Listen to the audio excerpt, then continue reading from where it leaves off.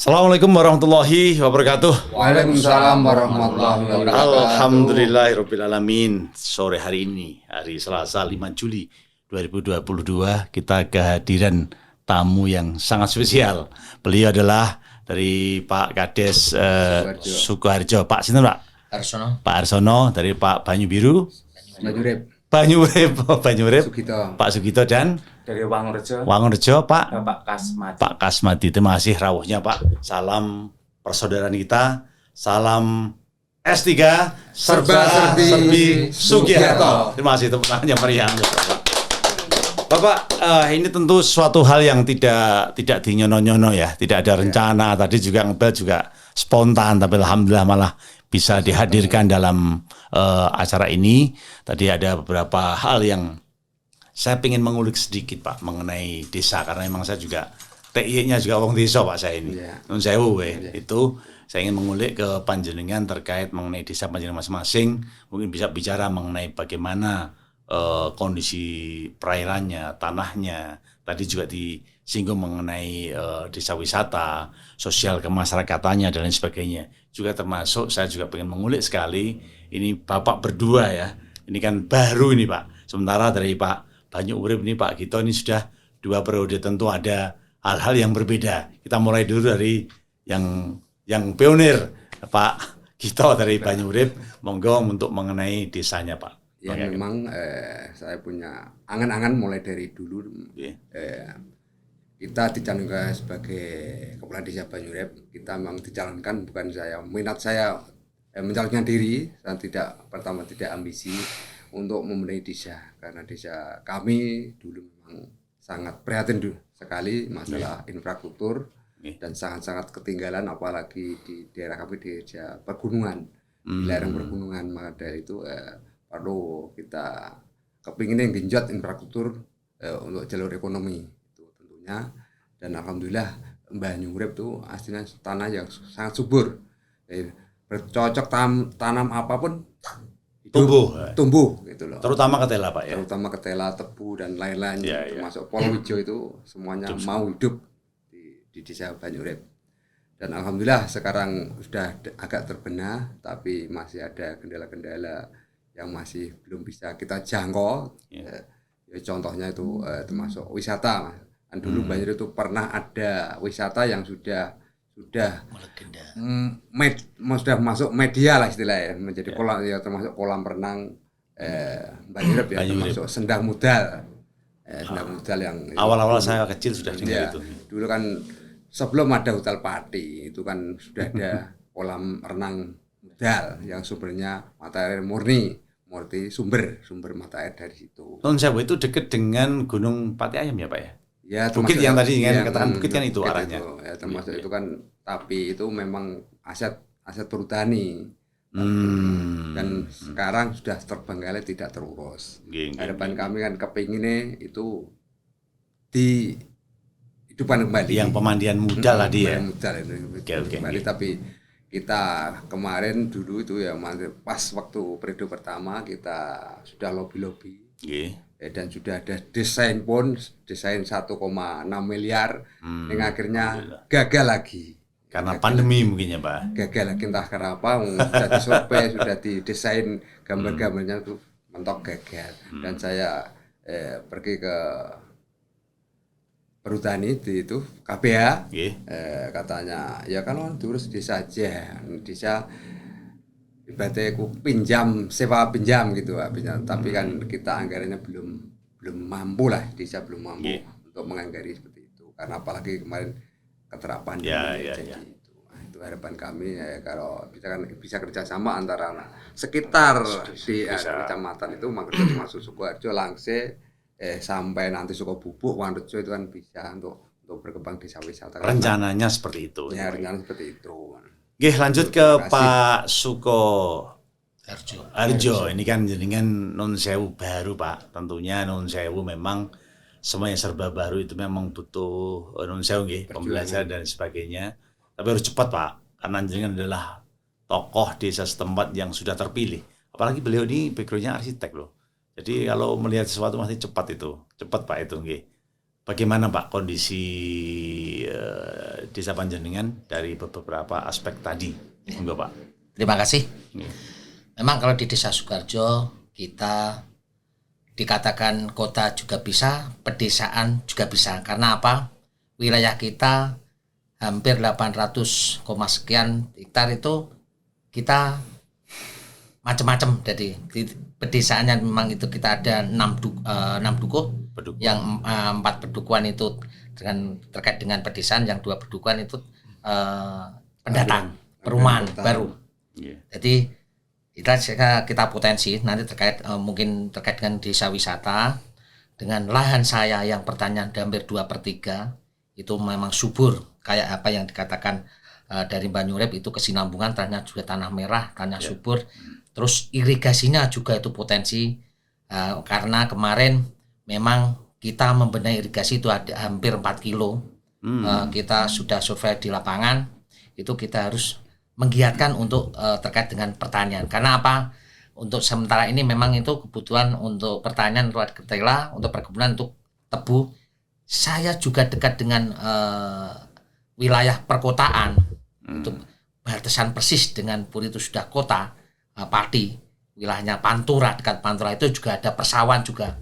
Itu juga potensi karena apa? Bisa dialiri dengan air untuk pertanian itu 3 tahun bisa 3 kali. Nah, ini kita akan mengoptimalkan lahan yang tidur terkait dengan untuk perkebunan tadi yang notabene kemarin saya survei itu kita yang 4 kilo tadi itu untuk terkait dengan untuk irigasi itu nanti kita optimalkan.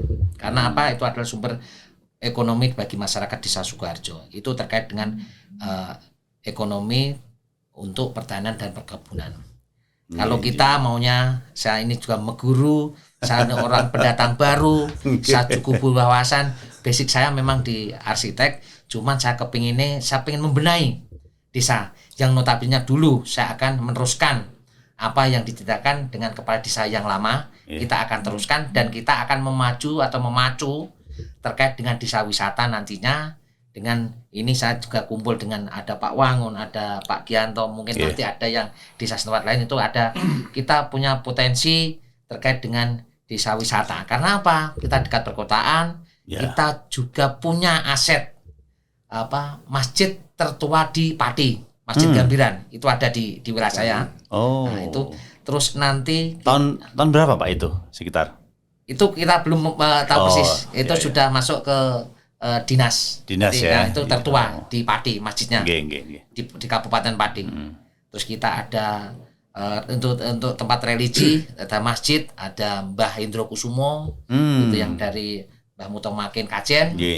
Terus mungkin nanti ini ya di Langsir juga ada loji, di Banyurep juga ada terkait dengan kolam renang. Mungkin di Wangunrejo juga ada lapangan tembak yang notabene untuk tril-trilan itu untuk Trabas. Makanya dari Banyurep itu menggenjot terkait dengan infrastruktur.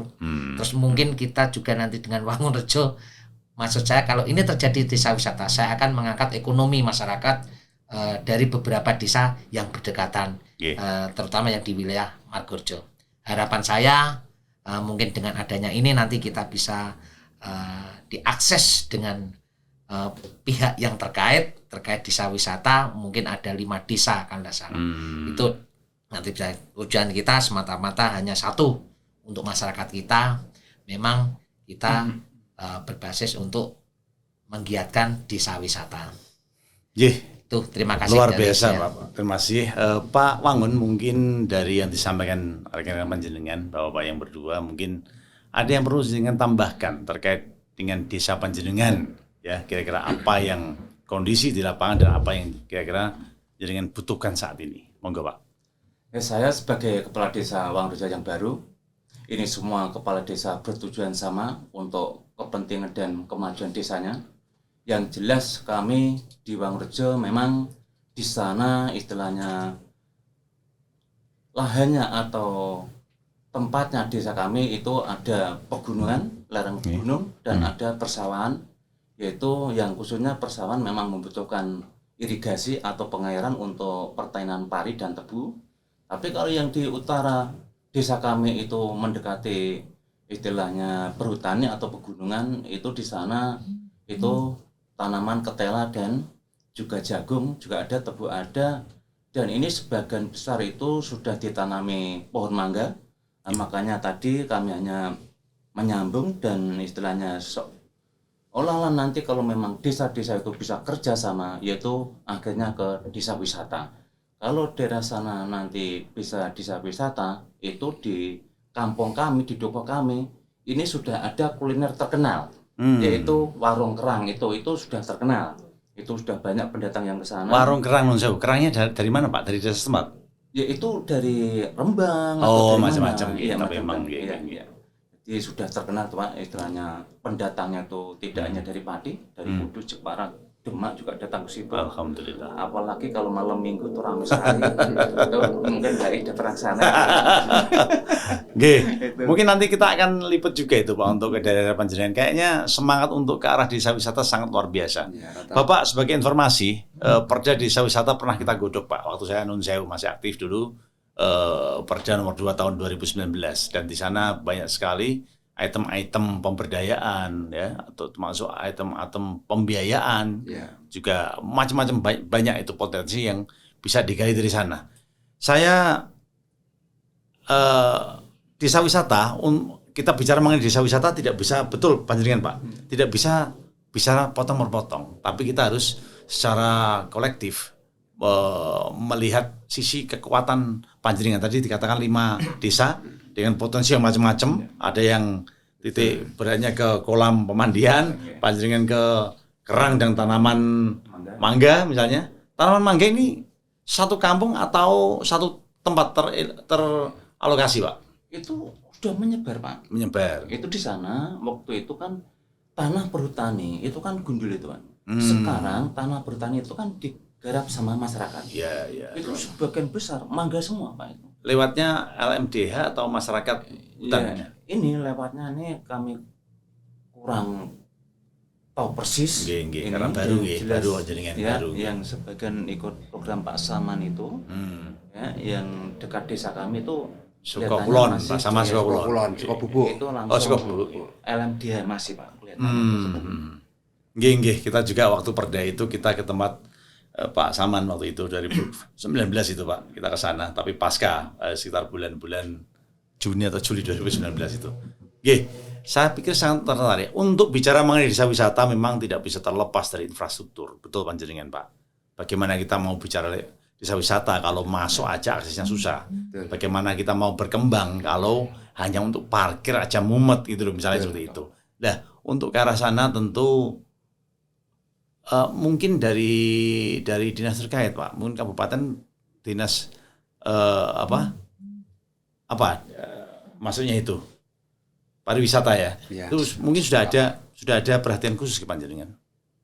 Apa belum Pak? Belum. Mungkin sementara ini belum ya. Belum. Kemarin saya sudah menghadap ke situ. Saya kan ke Pak Pargam Dinas terkait lah. dengan terkait itu sudah, namun sementara memang belum ada anggaran untuk mengarah ke situ gitu. Jadi kan karena kabupaten aja masih kelihatan, apalagi kita desa gitu loh. Memang ya masih mentok, belum bisa mencari celah ke arah ke situ. Desa panjenengan karena orientasinya memang ke wisata dan pertanian, tentunya irigasi sangat mutlak Pak. Dan itu memang harus ada satu pemikiran dan pemberian tersendiri selain infrastruktur. Itu selain infrastruktur. Lah, oke, kalau kita lebih dalam mengenai desa wisata. Oke, untuk kita mulai dari Pak Suko Harjo nggih. Tadi sudah terbersit tapi belum jelas Pak. Kira-kira andalan dari Desa Sukoharjo ini ke depan rencananya seperti apa? Dan yang sudah ada apa Pak? Yang sudah ada apa? Rencana ke depan seperti apa? Monggo. Desa Sukoharjo yang jelas ini sudah ada itu religi wisata.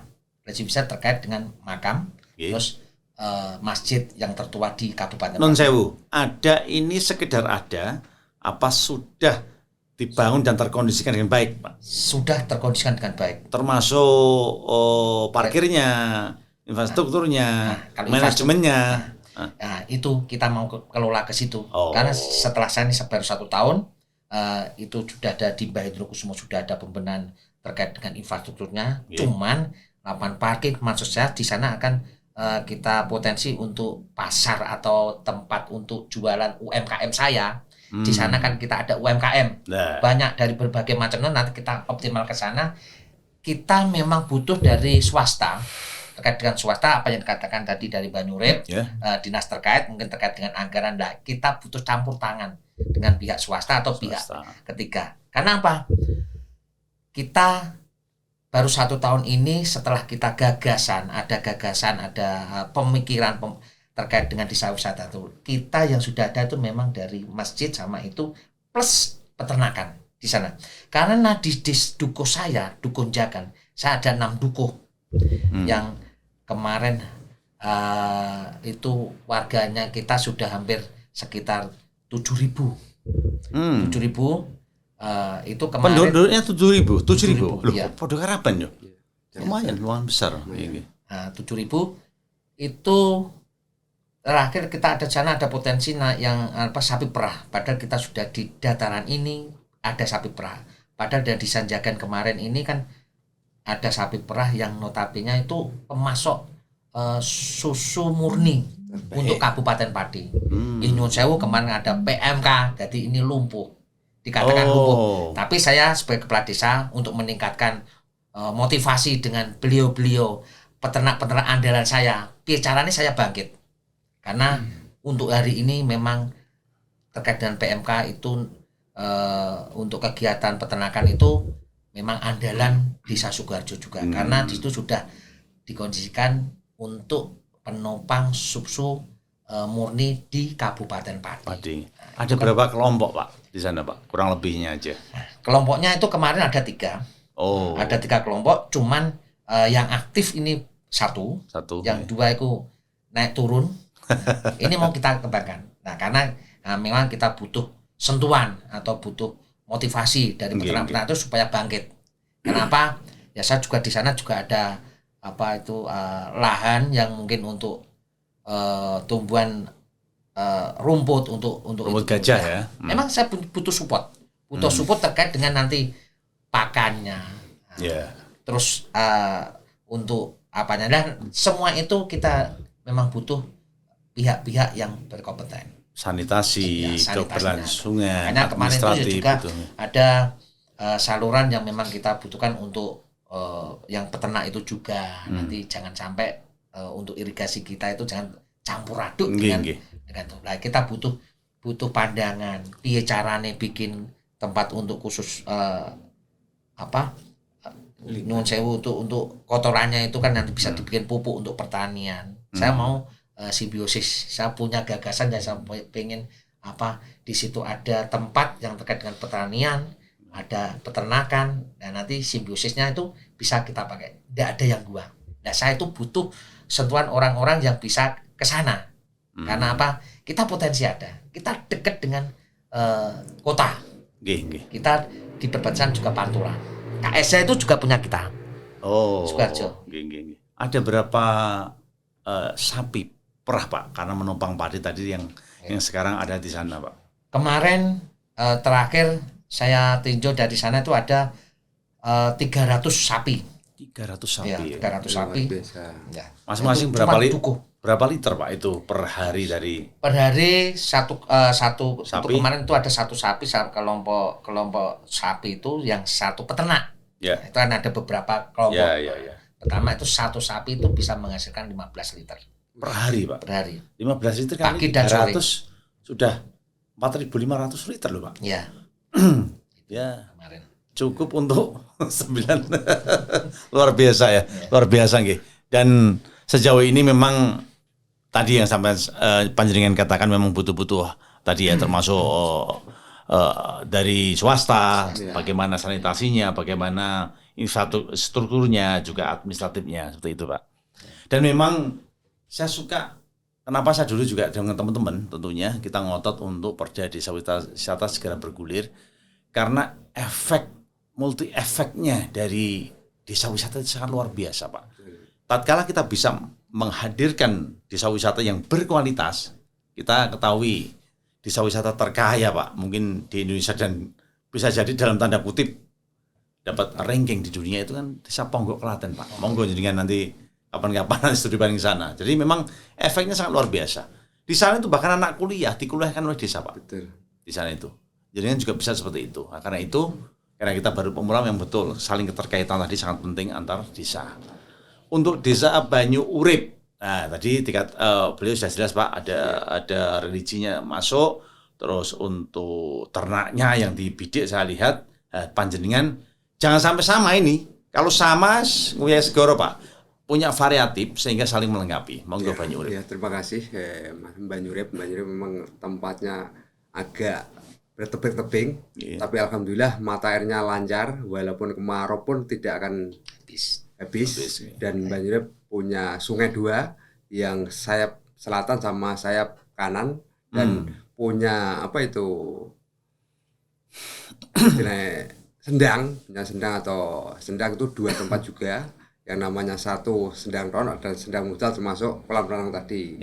Dan alhamdulillah di lokasi kolam renang tadi Sendang Mudal itu memang hak milik perhutani, dan itu luas, yang dulu pernah mau dibuat wisata seluas sekitar 5 hektar. 5 hektar sekitar itu, dan di atasnya juga ada religi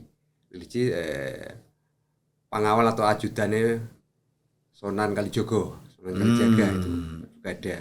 Alhamdulillah masalah pertumbuhan atau tanaman macam-macam, termasuk ada empon-empon juga, penghasilan empon-empon termasuk kunir, jahe itu yang kemarin sudah dikelola. Dan alhamdulillah kalau sana yang biasanya itu ceriping Pak, ceriping yang sudah terkenal dari pohon.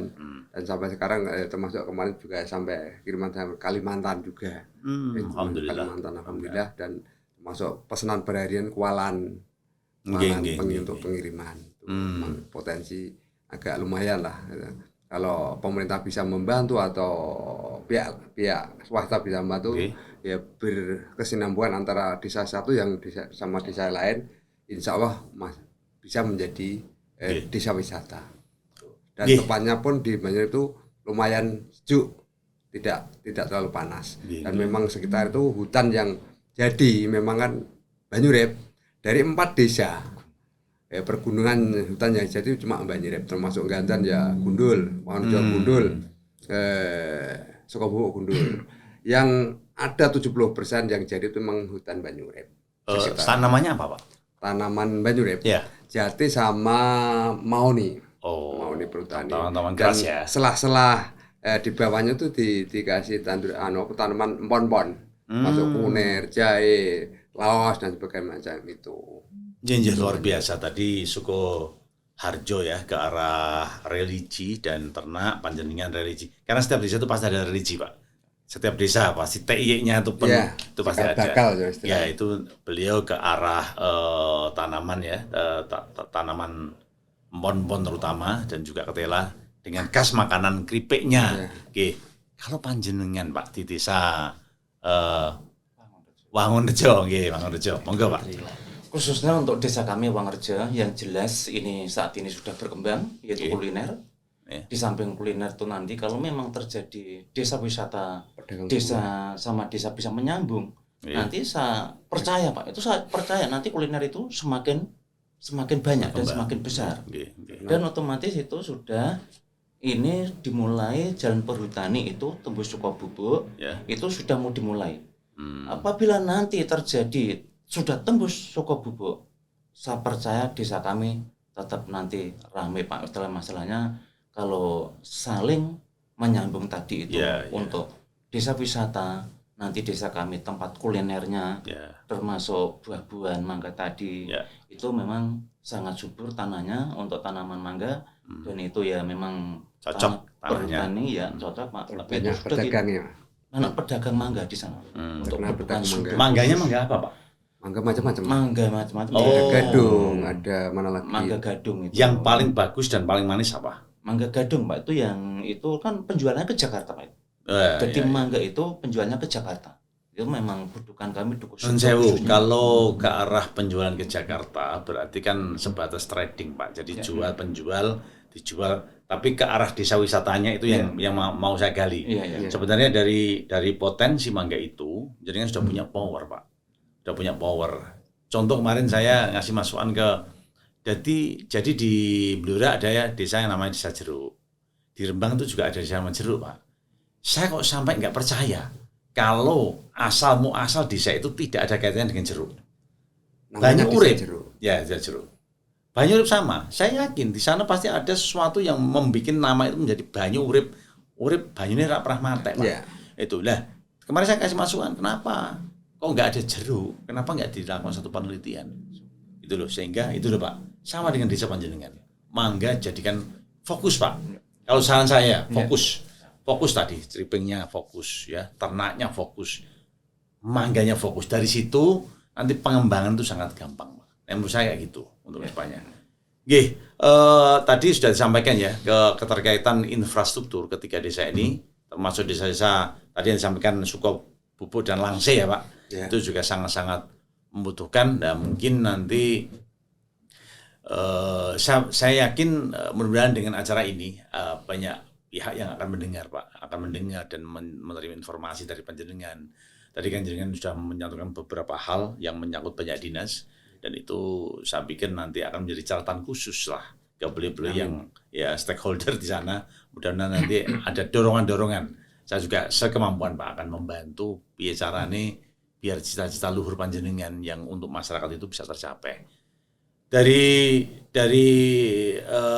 untayan tadi mengenai desa wisata, infrastruktur, ya, apalagi yang kira-kira sangat dibutuhkan oleh desa panjenengan untuk kedepannya Pak, selain dua hal itu, tadi kan infrastruktur dan ke arahnya kan desa wisata, terutama itu Pak ya, sementara ini terutama adalah itu.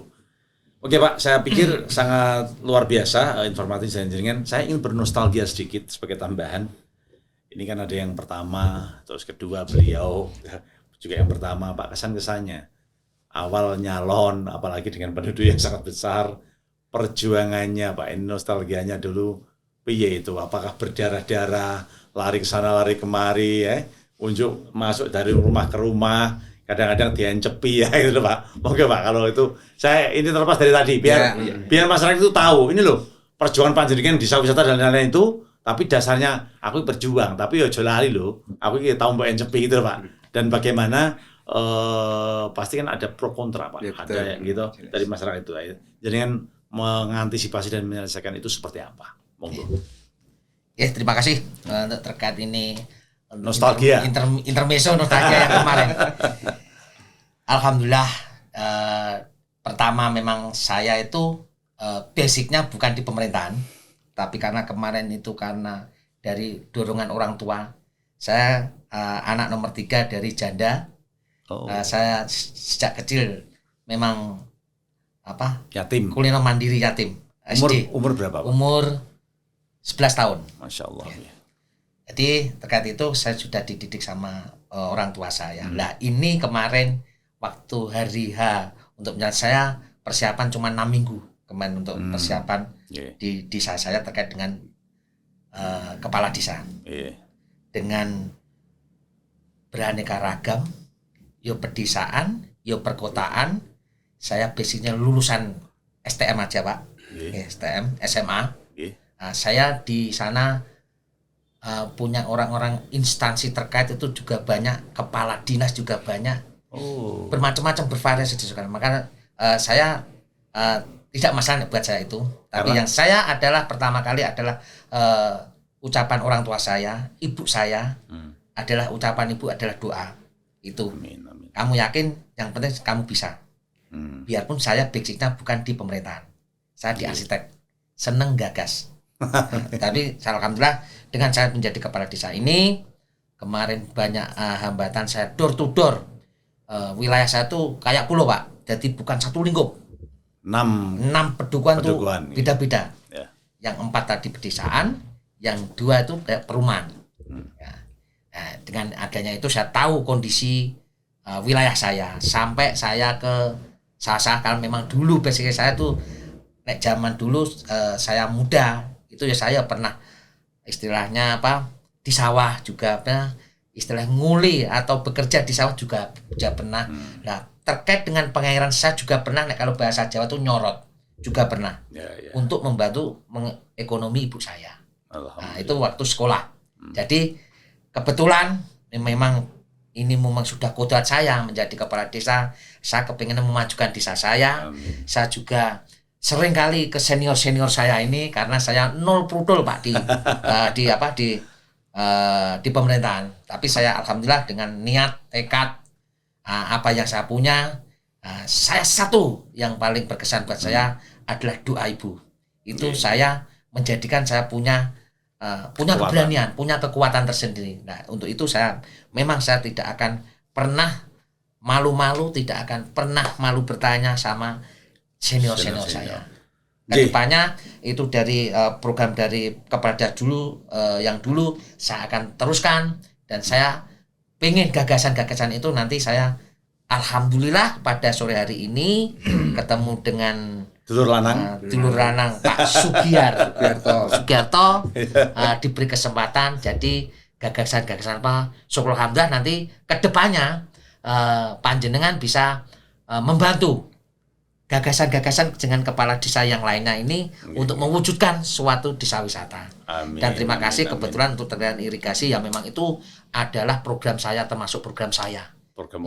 Yang program unggulan saya terkait irigasi, karena saya yakin dengan adanya irigasi wilayah juga notabene banyak bengkok aja Pak ini lumayan juga. Ini dengan pemerintah bengkok Bondo Desa juga banyak, saya kira nanti optimalkan dengan adanya irigasi yang baik, dan nanti saya yakin bisa menumbuhkan perekonomian masyarakat, terutama masyarakat kecil. Itu nanti bisa berkembang. Dengan kondisi kemarin kan tentu ada pesaing dan sebagainya. Alhamdulillah sejauh ini sudah relatif aman terkendali, Mas. Alhamdulillah. Komunikasi sudah terjalin. Komunikasi dengan yang pihak lain saya akan rangkul semua. Saya di sana tidak punya istilah lawan politik, tidak punya. Saya pengennya rangkul semua, yaitu apa yang dikatakan panjenengan. Nek iso seduluran, Mas. Seduluran itu adalah yang utama. Selawase. Itu itu karena didikan orang tua saya memang lebih baik mencari kawan daripada mencari musuh. Satu lawan teramat banyak lah, Pak. Ya. Adalah seduluran itu yang baku buat saya, itu seduluran adalah membawa rezeki untuk kita semua. Amin. Terima kasih. Luar biasa, menginspirasi sekali. Mungkin Pak Gito yang sudah 2 periode, mungkin kan ada kiat-kiat tertentu, Pak. Mungkin pengalaman dan lain sebagainya terkait nostalgia tadi, Pak. Bagaimana pertama dan yang sekarang ini? Terima kasih. Memang dulu notabene saya itu buruh tani dan sama pedagang ketela dan pedagang randu atau kapok, dan saya pun tidak punya pengalaman apa-apa. Koncone di Karapan masih banyak yang kapok. Ya, termasuk itu Upung, Pak Haji Sarwi dan Pak Mudin itu rekan kami dulu. Ya, bersama mitra kerja. Itu dan kami masyarakat itu pas waktu tahun 2014 masyarakat punya gagasan, saya diundang, udah kumpul-kumpul itu. Ya, pas waktu itu saya sudah pinara langsung dimulai, Mas ini kita sama diundangi karena mau dicalonin kepala desa. Dan kami jawab, saya tolak. Memang saya enggak pede karena saya juga enggak punya modal dan enggak punya pengalaman. Saya tolak. Terima kasih atas gagasan jenengan yang saya enggak siap karena saya pertama enggak punya modal dan tidak berpengalaman apa-apa. Akhirnya rapat keempat kali di rumah Simbok, wong saya itu anak janda, saudara 6. Saya ditinggal almarhum bapak baru SMP kelas 1. Ya tetap kita nggak berani. Akhirnya mertua, setelah saya nikah itu mertua wis sampai dirapatno tokoh-tokoh masyarakat sampai ping 4 nek jenengan ora gelem dosa besar itu termasuk suatu amanah. Monggo diniati ibadah dorongan dari mertua. Terus betul baru saya niat jalan. Dan alhamdulillah akhirnya dibiayai masyarakat turunan. Yang pertama ya, Pak. Yang pertama iuran untuk kompetisi sama Bapak mantan kepala desa, incumbent lah, incumbent. Dan akhirnya pertarungan politik, alhamdulillah saya telak kena kami. Tapi yang lawanan politik perjalanan sudah kami habis dilantik, ya suara-suara yang panas di kuping dan di hati yang enggak suka sama politik. Ayo panggilane adol telo panggilane nang Tegal. Ora bakal seluruh proyek. Dan semuanya saya dengar tapi saya tahan, tidak saya respon, tapi saya tetap berusaha, saya harus bisa. Saya nambahin semangat kami dan alhamdulillah termasuk kenal panjenengan. Mas Giarto, Sugiarto. Dulu saya terbantukan dulu ya. Dan kebagian infrastruktur ya alhamdulillah sekarang sudah agak lumayan tertata lah, sudah 80%. Alhamdulillah. Dan alhamdulillah lambat laun tidak sampai 2 tahun alhamdulillah masyarakat Banyurep tenang, tidak ada yang pro kontra. Dan alhamdulillah kemarin yang akhirnya kedua tidak ada yang mau nyalon. Tidak ada yang mau nyalon. Walaupun sudah saya tawarkan. Sebelum saya purna masih kurang dari 1 tahun sudah tawarkan pas di masjid atau di mana. Monggo wong saya tinggal 1 tahun nek sing punya gagasan untuk berjuang ke masyarakat, mengabdi ke masyarakat, mulai toto siap persiapan. Tapi yo nek kompetisi ya secara siap damai. Dan alhamdulillah kemarin tidak ada yang mau, akhirnya yang ribeti saya itu nyonya kami. Yang melawan itu nyonya gitu loh. Alhamdulillah untuk pengamanan. Kami alhamdulillah kondusif sama sekali. Alhamdulillah. Yang terakhir mungkin dari Pak Wangun Rejo ya. Monggo Pak Wangun Rejo pengalamannya. Ini untuk pengalaman Pak, istilahnya bertiga ini, dilalah ini kalau saya lihat dan saya dengarkan latar belakang kami berbeda semua.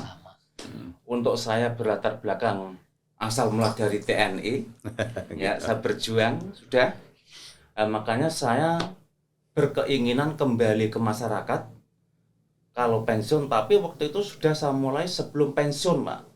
Saya memberanikan nyalon 3 kali Pak. Tapi baru kali ini saya berhasil. Oh, yang ketiga Pak ya? Ini yang ketiga saya berhasil Pak.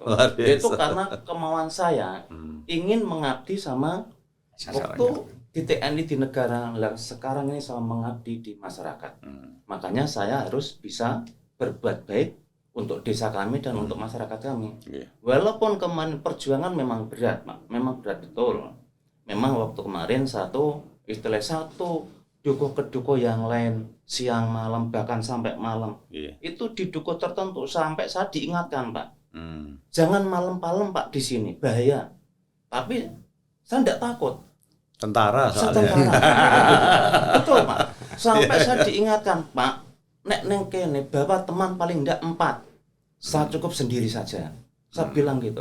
Itu sampai jam 2, jam 3, jam 1 sampai itu baru pulang dari dukuh yang satu ke dukuh yang lain. Itu memang betul yang ditanyakan tadi, keluh kesahnya berjuang, tapi itu tetap saya berlatar belakang TNI, saya di tengah hutan pun tidak takut. Dan yang jelas saya keinginan baik, dan sekarang kami sudah berhasil, ya kami rangkul semuanya, istilahnya.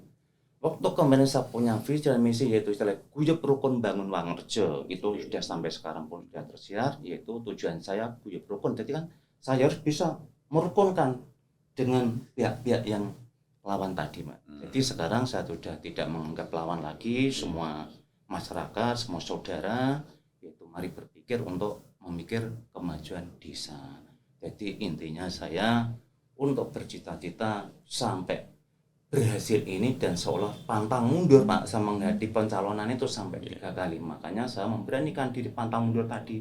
Memang logo dulu saya di 401 Pak Banteng Raja itu logo saya pantang mundur itu masih melengkap di jiwa saya sampai saat ini. Namanya sampai 3 kali. Tetap saya maju terus. Luar biasa. Terima kasih Bapak. Tadi banyak hal ya yang disampaikan, termasuk kondisi desa, kondisi masyarakat, terus juga bernostalgia. Saya simpulkan infrastruktur masih sangat dibutuhkan, terus arah dari desa wisata sangat terbentang ke depan, juga di sana punya tujuan untuk pemberdayaan ekonomi masyarakat dan UMKM. Tenaga kerja. Ya, tenaga kerja ini saya pikir sangat luar biasa dan mudah-mudahan dengan acara ini nanti mudah-mudahan ada jalan lah Pak, ada jalan Amin, ke amin, depan amin, amin, ya Allah. dan dimudahkan untuk mencapai tujuan baik Bapak. Amin. Sehingga kedua dan ketiga besok wajib tidak ada lawan Pak. Itu Amin. ciri-ciri seperti tadi, ciri-ciri calon yang luar biasa seperti nggak ada lawan karena memang kita betul-betul mengabdi ke masyarakat. Saya pikir itu Bapak, terima kasih atas rawuhnya. Mohon maaf atas segala kekurangan. Mungkin kita akan bisa ketemu dalam sesi-sesi yang lain. Dan insya Allah nanti juga kita akan sempatkan Pak kapan kita akan kunjungi tempat-tempat andalan calon desa wisata Panjenengan. Kalian kita shoot dan kita mungkin biar tereksplor dan terekspos sehingga nanti bisa ada pihak-pihak lain yang mengenalkan dan membantu sesuai dengan kapasitas masing-masing. Terima kasih. Salam hormat saya. Mohon maaf atas kekurangan. Salam S3 Sedulur Sugiarto. Selamat. Terima kasih. Assalamualaikum warahmatullahi wabarakatuh.